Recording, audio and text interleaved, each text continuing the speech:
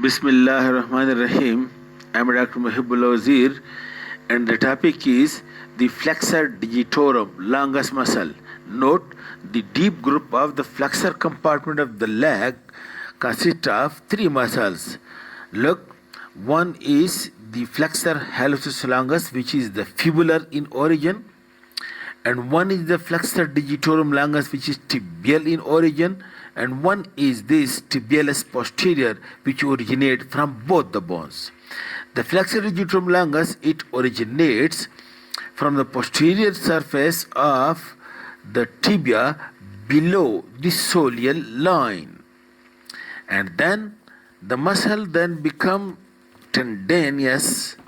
It descend downward and become tendinous. Look, this is flexor digitorum longus, and it becomes tendinous, and then it crosses the tendon of the tibialis posterior and passes posterior to the tendon of tibialis posterior, and then it passes behind the medial malleolus and deep to the flexor retinaculum and enter into the sole or plantar surface of the foot.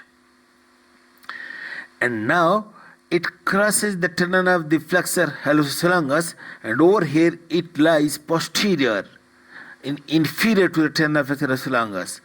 Over here it crosses posterior to the tendon of tibialis posterior, and in the plantar surface of foot it crosses inferior to the tendon of the flexor hallucis longus, and now it divides into four tendons for the lateral four toes.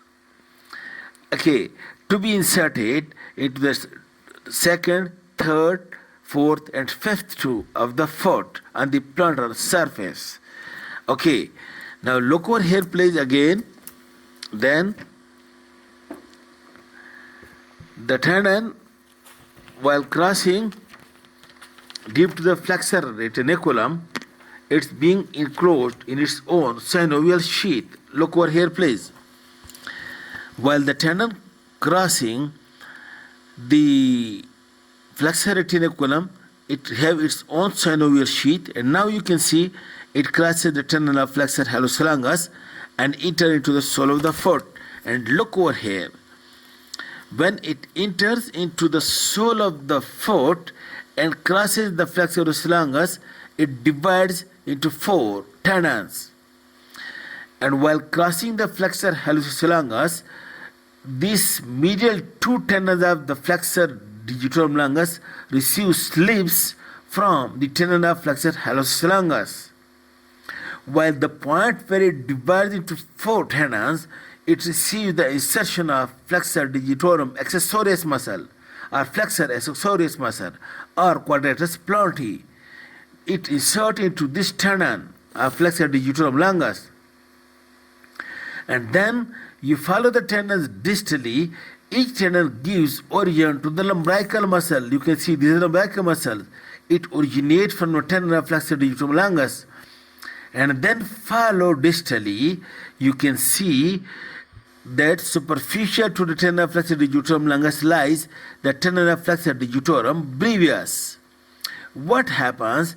The flexor digitorum longus tendon pierces through the flexor digitorum brevis, or the flexor digitorum brevis divides into two slips, and the tendon of flexor digitorum longus comes out of it, and then it passes distally to be attached to the base of the distal phalanx of the lateral four toes on its plantar surface. This is the mechanism of insertion. Okay, now what is its nerve supply?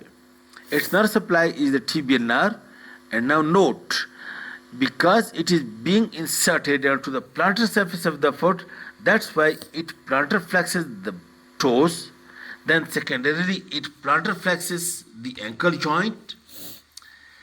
And note that this flexor digitorum longus, it flexes the toes and it elevates the heel of the ground, that is the plantar flexes the ankle.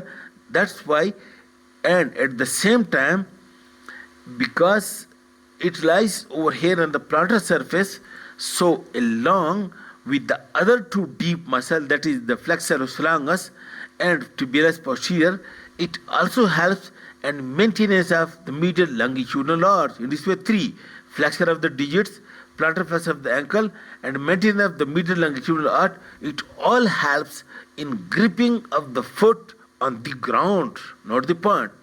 Gripping, and then it also, this muscle helps in gripping, and secondly it propels the body forward.